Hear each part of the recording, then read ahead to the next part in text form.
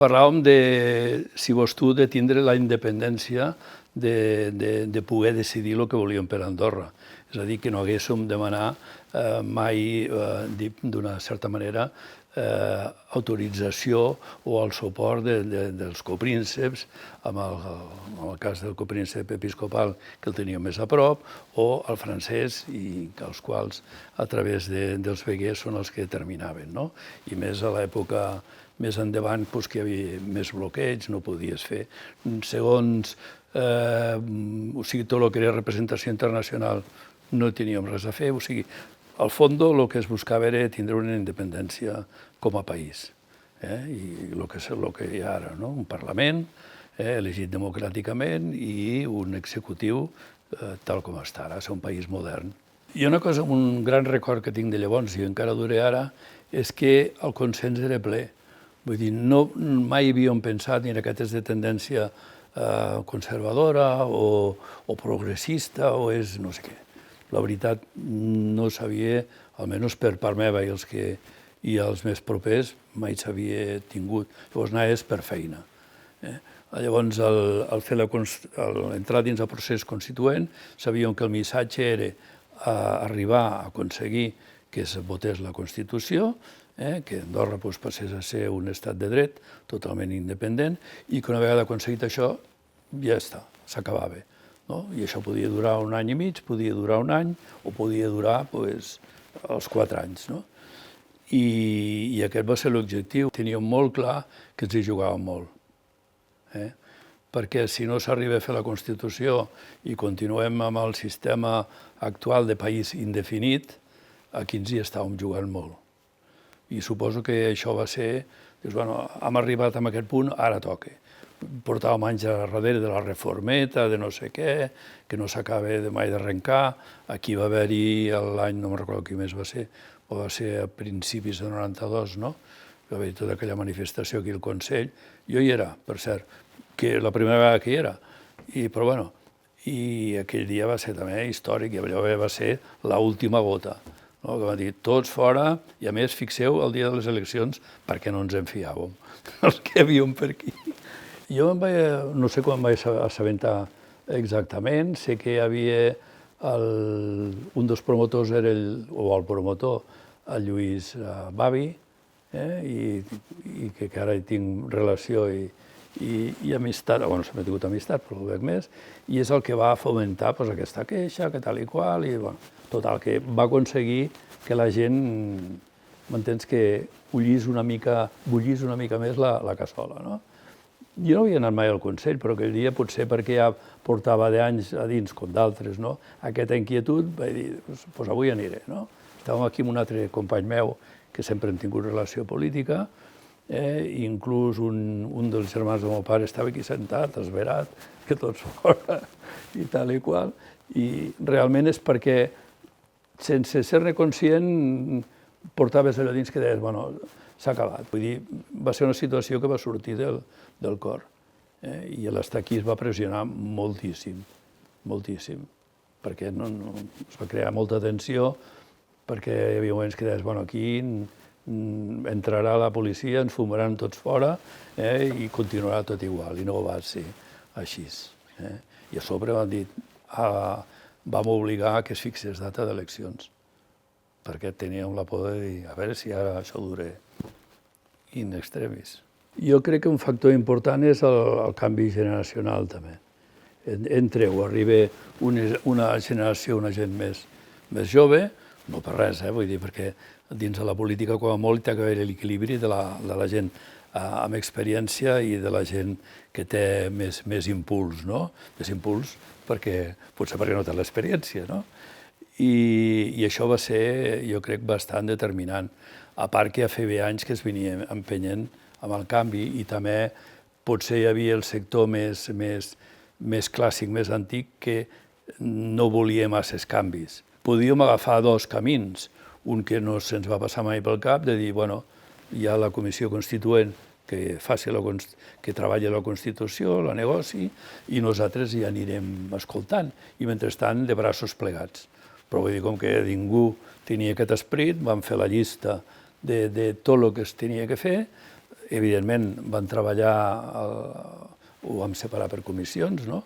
Evidentment, vull dir, n'hi ha que van treballar les lleis que estaven vinculades directament amb la Constitució i n'hi ha que vam treballar altres lleis al mateix moment. Nosaltres a la cambra sé que vam fer una llista, no me'n recordo, si era una dotzena, no, potser menys, de lleis que teníem que fer. En vam arribar a fer, si no em falla la memòria, 6. La primera era la Càmera de Comerç. No va ser difícil, tampoc va ser fàcil, vam tindre que marcar algunes línies, però bueno, ens vam sortir. La vam treballar molt i molt a gust. I després va fer la llei que jo recordi, la de l'Horta, de la ràdio i televisió, que estava totalment definit, per dir-ho d'una forma, es va fer aquesta llei, i no me'n recordo, i d'altres relacionades amb comerç. La forma de treballar era cada un de nosaltres, per exemple, dels 4 d'Andorra la Vella i suposo Caldes i tal, ens repartíem les comissions. N'hi havia un que en tenia 2, l'altre potser 3 i no sé com. I sí que hi havia una total confiança uns als altres, total transparència, i cadascú es treballava el seu. Llavors, si hi havia dubtes, ens ho parlàvem, i si no, quan tenien un projecte de llei ja per presentar, ens el passàvem i dèiem si teníem alguna cosa a dir, no? Però tothom estava centrat en els seus. I el mateix passava amb la Constituent. Vull dir, anàvem treballant, anàvem negociant i anàvem informant, i quan hi havia moments de dubtes, es discutien. Però, bueno, com que va haver-hi molt consens, no hi va haver-hi problemes greus. Crec que aquell moment era la Constitució que necessitava Andorra. Es va tindre, jo crec, també bons assessors i va ser una Constitució moderna. De fet, no s'ha tocat amb aquests 31 anys. Que s'ha de modificar alguna cosa o no, no ho sé. Vull dir, amb el temps hi ha coses que perduren més, però sempre s'ha d'anar posant les coses una mica al dia. Però per mi era la que tocava. I no ha donat cap senyal de que hi hagués alguna cosa que no toqués. Es va buscar fer un país modern reconegut i guardar al mateix temps certs usos i costums, certa personalitat. Andorra està en una situació que pot ser, de certa manera, fer nosa potser dic jo, a França o altres estaments europeus de que no estigués definit, no? Sabem que durant tots els últims, per diversos segles, però els últims anys també, que hi havia moments que s'ho volia atribuir al territori andorrà, diguéssim Andorra, o al rei d'Espanya, o a la banda francesa, i també tot això va ajudar, no? I aquesta situació va fer, sobretot, que per la banda del copríncep francès ajudés, donés aquest gran pas.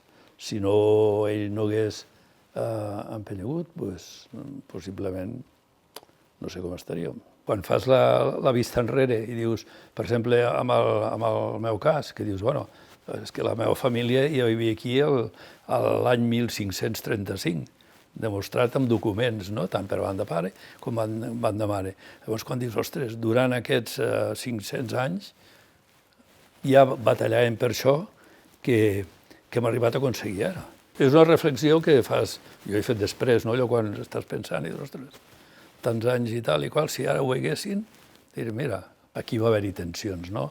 Perquè hi havia que volien llista total i hi havia que volien conservar. Però, com bons negociants, ens vam recordar el Salomó, no? I vam dir la meitat, ni per tu ni per mi. Va ser un moment, sí, d'una certa tensió. I ja està. Sí que va haver algunes, potser, anècdotes que es van viure, alguns més que altres, però en general, vull dir, ja et dic, i la Constitució estàvem segur que tirava endavant. Quan fèiem la campanya per la votació de les votacions de la Constitució, un dels antics, o forma de pensar antigua, me'n recordo, i també el lloc, em va parar i em va dir, diu, què feu de fer la campanya de la Constitució? Diu, si ara m'anem 4. I amb la Constitució m'agraden molts, dic, per això ho fem, dic, perquè ara m'aneu 4. Segur que si parles amb els amb els companys que van estar negociant la Constitució directament, diran que va haver-hi moments difícils, evidentment, però crec que no va ser tan difícil. Jo sí que me'n recordo també que aquí a Casa la Vall vam fer algunes reunions, no sé si 2, 3 o 4, al cap de casa, no? I es va dir que es va deixar ben clar que eren reunions secretes i que el que allí es parlava no podia sortir d'aquella sala.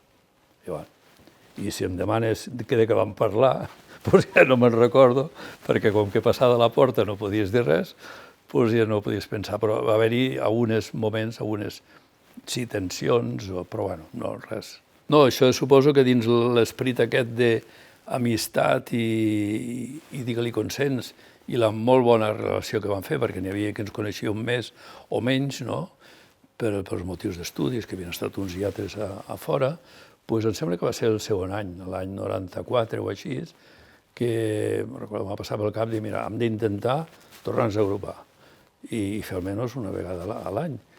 I sí, no hi va haver cap problema, vull dir, de seguida. I la veritat és que sempre ha assistit bastanta gent, bastant d'ells. I va ser el 25 aniversari, que llavors ja havíem parlat, però allò que, bueno, els dies passen i no te'n dones compte, que vam dir, home, hauríem de també donar que vingués als que van fer la primera part de la Constitució, els del 91, 92, i així ho van fer. I ara, des de llavors, som els de tots. I normalment, aquest any mateix, ens reuníem 31.